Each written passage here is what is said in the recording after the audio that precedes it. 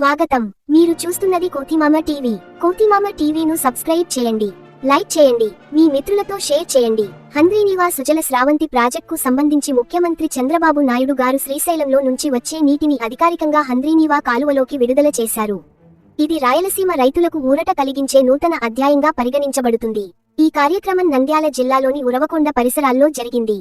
ప్రజలను ఉద్దేశించి చంద్రబాబు గారు మాట్లాడారు. ఈరోజు మరొకసారి ఈ కార్యక్రమానికి వచ్చిన మీ అందరికీ రేపు రాబోయే రోజుల్లో హంద్రీనీవా నీళ్ల వల్ల బాగుపడే ప్రజానీకానికి అందరికీ కూడా నమస్కారాలు. నేను ఈ ప్రాంతంలోనే పుట్టాను, ఈ ప్రాంతంలోనే పెరిగాను. రాయలసీమ కరువు తెలిసిన వ్యక్తిని, కష్టాలు తెలిసిన వ్యక్తిని ఒకసారి రాయలసీమ చరిత్ర తిరగ రాయగలుగుతామని ఆలోచించిన ఒకే ఒక వ్యక్తి నందమూరి తారక రామారావు గారు. 1995లో ఉరవకొండలో హంద్రీనీవాకి ప్రారంభం చేశాను, శ్రీకారం చుట్టాను. ఇది మామూలు ప్రాజెక్టు కాదు. అందరూ అనుకున్నారు ఇది అసాధ్యం. 554 కిలోమీటర్లు ఇక్కడ బయలుదేరి నేరుగా చిత్తూరుకి వెళ్తుంది, ఇంకో పక్క కుప్పానికి వెళ్తుంది. ఇంత దూరం ఉండే ప్రాజెక్ట్ ఎక్కడా లేదు. కానీ ఈరోజు మీరు చూస్తే నేను ముఖ్యమంత్రి అవుతానే కాలువలు వెడల్పు చేయకపోతే చివరి భూములకు నీళ్లు పోవనే ఉద్దేశంతో 3,890 కోట్ల రూపాయలు శాంక్షన్ చేసి 100 రోజుల్లో పనులు పూర్తి చేసి ఈరోజు పంపులు ఆన్ చేశాను. 10-15 రోజుల్లో చివరి వరకు నీళ్లు ఇచ్చి అన్ని చెరువులు నింపే బాధ్యత నేను తీసుకుంటానని చెప్పి మీ అందరికీ హామీ ఇస్తున్నా. ఇది పూర్తయితే దగ్గర మీరు ఒకసారి చూస్తే 6 లక్షల ఎకరాలకు సాగునీరు ఇచ్చే పరిస్థితి వస్తుంది. ఇది ఈ పార్టీకి రాయలసీమ పైన ఉండే కమిట్మెంట్ అని చెప్పి కూడా నేను మీకు తెలియజేస్తున్నా. చాలా మంది అన్నారు ఈ తక్కువ సమయంలో మేము చేయలేమంటే, కాదు చేసి తీరాలని. ఈరోజు 3,850 క్యూసెక్స్ ఆఫ్ వాటర్ అంటే దగ్గర 4 టీఎంసీ నీళ్లు ఈ కాలువ ద్వారా తీసుకుపోయే పరిస్థితి వస్తుంది.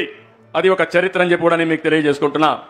ముందుకి ఇప్పటికి డబల్ అయింది, 2 ఇంతలు పెరిగింది. 40 టీఎంసీ నీళ్లు తీసుకుపోయేదానికి ఏదైతే హక్కు కల్పించిందో దాన్ని తీసుకుపోయే అవకాశం వచ్చింది. ఈ శుభ సందర్భంలో ఈరోజు రైతులందరికీ శుభాకాంక్షలు.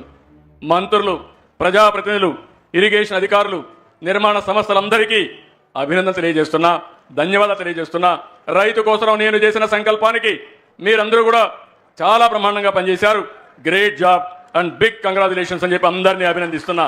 గట్టిగా చప్పట్లు కొట్టి మీరందరూ కూడా అభినందించాల్సిన అవసరం ఉంది.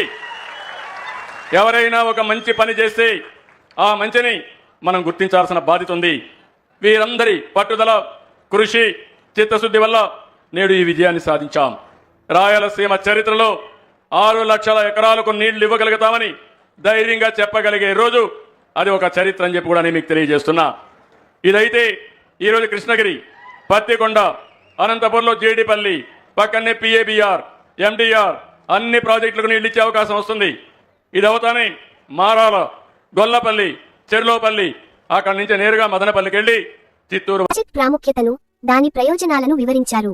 ప్రాజెక్ట్ పూర్తి కోసం ప్రభుత్వం 3,783 కోట్లతో 554 కిలోమీటర్ల కాలువలను విస్తరిస్తున్నట్లు తెలిపారు.